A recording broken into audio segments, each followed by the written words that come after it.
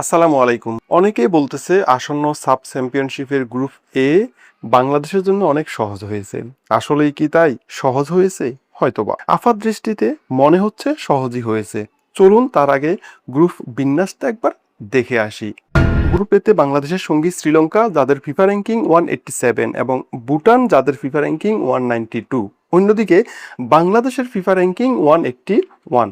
আর নেপাল যদি ফিফার নিষেধাজ্ঞা কাটিয়ে ফিরতে পারে তবে তারাও গ্রুপে ইনক্লুড হবে। নেপালের ফিফা র্যাঙ্কিং 177। নেপালকে একপাশে সরিয়ে রাখলে ফিফা র্যাঙ্কিং বিবেচনায় বাংলাদেশ গ্রুপের সবচেয়ে শক্তিশালী দল, সাথে হোম অ্যাডভান্টেজ তো রয়েছেই। তবে ফিফা র্যাঙ্কিং সবসময় অ্যাকচুয়াল স্কেচটা দেখায় না। তাই চলুন শুরুতেই বাংলাদেশ নিয়ে আলোচনা না করে আমরা বরং শ্রীলঙ্কা এবং বাংলাদেশের সাম্প্রতিক পারফরমেন্সের একটা কম্পারেটিভ স্টেটমেন্ট দেখে আসি। 2020 সালে শ্রীলঙ্কার ফিফা র্যাঙ্কিং ছিল 206 এবং আজকের দিনে তাদের র্যাঙ্কিং 187। কি বুঝলেন? মাত্র 4 থেকে 5 বছরে তাদের র্যাঙ্কিং 19 ধাপ এগিয়েছে। অন্যদিকে 2020 সালে বাংলাদেশ দলের ফিফা র্যাঙ্কিং ছিল 186 আর আজকের দিনে সেটা 181। এএফসি এশিয়ান কাপ 2027-এর বাছাই পর্বে শ্রীলঙ্কা 3টি ম্যাচ জিতেছে এবং 3 ম্যাচে তারা পরাজিত হয়েছে। জেতা 3 ম্যাচের প্রতিপক্ষ ছিল চাইনিজ তাইপে যাদের ফিফা র্যাঙ্কিং 174। চাইনিজ তাইপেকে তারা 2 ম্যাচে হারিয়েছিল এবং আরেকটি জয় এসেছে তুর্কিমেনিস্তানের বিপক্ষে, যে তুর্কিমেনিস্তানের ফিফা র্যাঙ্কিং 141, যেখানে বাংলাদেশ একটি ম্যাচে জয় এবং 2 ম্যাচ ড্র করতে পেরেছিল।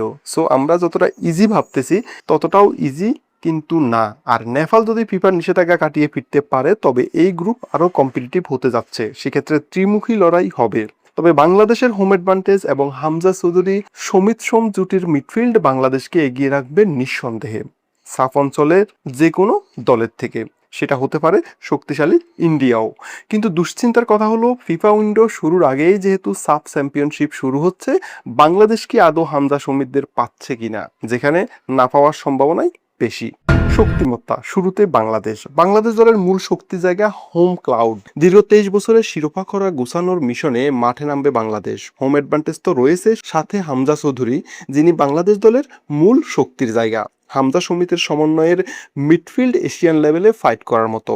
সাথে লেফট ব্যাক হিসেবে জায়ান আহমেদ আছে, ফাহমিদুল ইসলাম এবং দলে ইনক্লুড হতে পারেন ফারহান আলী ওয়াহিদও।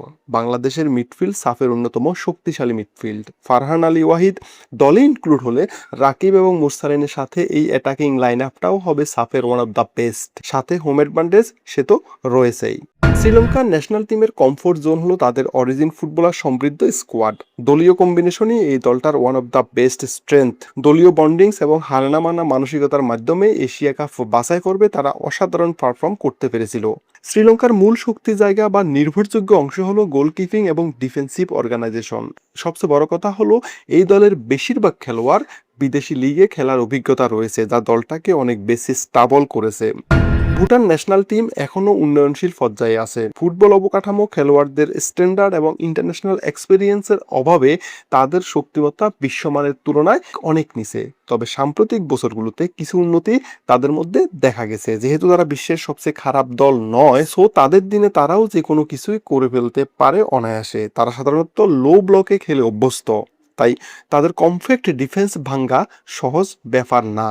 নেপালের সবচেয়ে বড় কমফোর্ট জোন হলো তাদের ডিফেন্স এবং গোলকিপিং পজিশন। গোলরক্ষক ক্যাপ্টেন কিরণ সেমজং তাদের সবচেয়ে নির্ভরযোগ্য এবং এক্সপিরিয়েন্সড ফুটবলার। তিনি দলের সবচেয়ে বড় স্ট্রেংথ। তারা সাধারণত ডিফেন্সিভ স্টাইলে খেলে, কনসোলিডেটেড ডিফেন্স করে এবং কাউন্টার বা সেট পিস থেকে সুযোগ খুঁজে।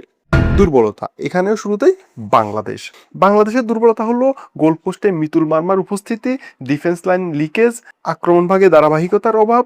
এছাড়া যদি অ্যাসিস্ট্যান্ট কোচ হাসান আল মামুন শপথে বহাল থাকে এবং তার ইনফ্যাক্ট যদি ন্যানো পার্সেন্টর টিম সিলেকশন, বেস্ট 11 সিলেকশন কিংবা ফুটবলার সাবস্টিটিউটে প্রভাবিত হয়, তবে সেটাই বাংলাদেশের সর্বোচ্চ লেভেলের উইক জোন হতে যাচ্ছে। আর মাঝমাঠে যদি কোনো কারণে সোহেল রানা স্টার্ট করে তবে সেটা দলের হাই ইনসেন্টেন্সি মুহূর্তে ডাউন করে দিবে, কারণ সাফের সাথে বাংলাদেশের এক ধরনের আড়ি রয়েছে।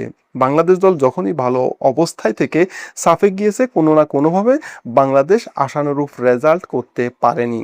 শ্রীলঙ্কার সবচেয়ে বড় উইক জোন হলো ফরওয়ার্ড লাইন। স্ট্রাইকাররা ধারাবাহিক নয়, সুযোগ তৈরি এবং গোলে কনভার্ট করতে তাদেরকে হিমশিম খেতে হয়। সামগ্রিকভাবে গোল করার অক্ষমতাই তাদের সবচেয়ে বড় দুর্বলতা বলেই আমার মনে হচ্ছে। ভুটানের সবচেয়ে বড় দুর্বলতা হলো ডিফেন্স লাইনের পেছনের স্পেস।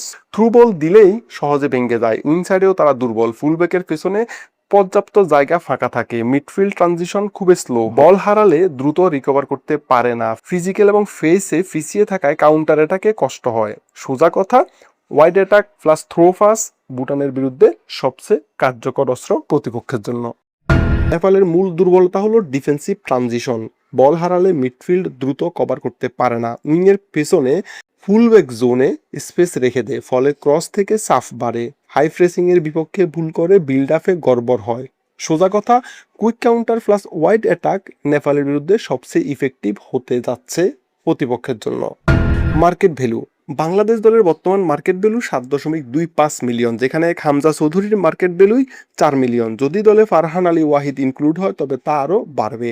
বাংলাদেশের মার্কেট ভ্যালু সাফ অঞ্চলের মধ্যে সর্বোচ্চ। এক হামজা চৌধুরীর মার্কেট ভ্যালু চেয়ে একটু বেশি পাকিস্তানের মার্কেট ভ্যালু 4.42 মিলিয়ন এবং ইন্ডিয়ার মার্কেট ভ্যালু হামজার সমান 4 মিলিয়ন। আর বাকি সবগুলো দলেই হামজার চেয়ে যোজন পিছিয়ে।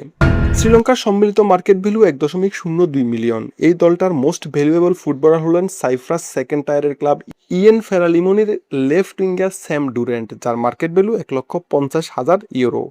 ভুটান ন্যাশনাল টিমের মার্কেট ভ্যালু 8,45,000 ইউরো। এই দলের মোস্ট ভ্যালুয়েবল ফুটবলার হলেন ভুটান প্রিমিয়ার লিগের ক্লাব থিম্পু এফসিতে খেলা ক্যাপ্টেন সেনসো গেলেতসেন, তার মার্কেট ভ্যালু 1,50,000 ইউরো। নেপাল জাতীয় দলের বর্তমান মার্কেট ভ্যালু 1.25 মিলিয়ন ইউরো এবং দেশটির মোস্ট ভ্যালুয়েবল ফুটবলার হলেন বাংলাদেশ ফুটবল লিগের ক্লাব ফর্টিস এফসিতে খেলা সেন্টার ব্যাক অনন্ত তামাং, যার মার্কেট ভ্যালু 2 লাখ ইউরো। সম্ভাবনা, বাংলাদেশ এই গ্রুপে তুলনামূলকভাবে শক্তিশালী, তাই সেমিফাইনালে যাওয়ার সম্ভাবনা বেশ ভালো। নেপাল সবচেয়ে বড় প্রতিদ্বন্দ্বী আর শ্রীলঙ্কাও চ্যালেঞ্জ দিতে পারে। ভুটান তুলনামূলক দুর্বল, সেখান থেকে পয়েন্ট পাওয়ার সম্ভাবনা বেশি। সব মিলিয়ে বাংলাদেশের সাফ জয়ের সম্ভাবনা রিয়েলিস্টিক, তবে কনসিস্টেন্সি থাকলে ট্রফি জয় সম্ভব। শ্রীলঙ্কার সম্ভাবনা আগের তুলনায় এখন একটু বেড়েছে, কারণ তারা সাম্প্রতিক সময়ে ভালো ফর্মে আছে। এশিয়ান কাপ বাছাইয়ে ভালো ফল তাদের আত্মবিশ্বাস বাড়িয়েছে। তবে ফিফা র্যাঙ্কিং বিবেচনায় এখনও বাংলাদেশ এবং নেপালের লেভেলের নিচেই, তাই ক্লিয়ার ফেভারিট তারা না। ডেঞ্জারাস আউটসাইডার ফর্ম থাকলে সেমিফাইনাল কিংবা ফাইনাল পর্যন্ত হয়তো যেতে পারে, কিন্তু জেতা কিছুটা কঠিন। ভুটানের হয়তো চান্স আছে, কিন্তু আপসেট না করলে জেতা সত্যিই কঠিন। নেপাল এই গ্রুপের তুলনামূলকভাবে স্ট্রং কন্টেন্ডার, কিন্তু ক্লিয়ার ফেভারিট তারা না। নেপাল ন্যাশনাল ফুটবল টিমের স্কোয়াড এবং ফিজিক্যালিটি ভালো, তাই সেমিফাইনালে যাওয়ার সম্ভাবনা বেশ ভালো। তবে বাংলাদেশ ফুটবল টিম এবং শ্রীলঙ্কা ফুটবল টিম যদি ভালো ফর্মে থাকে তাহলে কম্পিটিশন কঠিন হবে। নেপালের সাফ জয়ের সম্ভাবনা মাঝামাঝি কন্টেন্ডার, কিন্তু নিশ্চিত চ্যাম্পিয়ন তারা হচ্ছে না। ধন্যবাদ সবাইকে।